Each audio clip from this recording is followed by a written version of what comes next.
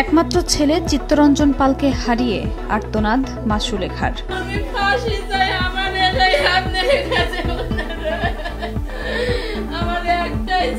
স্বজনরা জানান ২৭ এপ্রিল রাজশাহীর তানোরের হাবিবনগর পালপাড়া গ্রামের চিত্তরঞ্জন পাল নিজ বাড়ি থেকে নিখোঁজ হন। অনেক খোঁজাখুঁজি করে না পেয়ে তানোর থানায় সাধারণ ডায়েরি করে পরিবার। নিখোঁজের ২০ দিন পর শনিবার সকালে গ্রামের পাশে শিবনদী থেকে চিত্তরঞ্জনের বস্তাবন্দি মরদেহ উদ্ধার করে পুলিশ।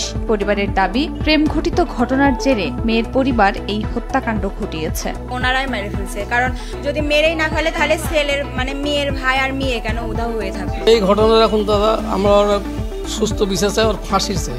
এই ঘটনায় স্বপন পাল ও ছবি রানী নামের দুইজনকে গ্রেফতার করেছে পুলিশ। পোচা লুঙ্গি এবং তার ছেলের পরনে থাকা গেঞ্জি দেখে তার বাবা আইডেন্টিফাই করে যেতে তার ছেলে।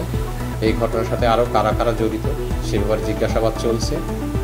আমরা এই ঘটনার সাথে যারা জড়িত হোক তাদের সবাইকে আইনের আওতায় নিয়ে আসবো। চিত্তরঞ্জন পাল পেশায় একজন মুদি দোকানি ছিলেন।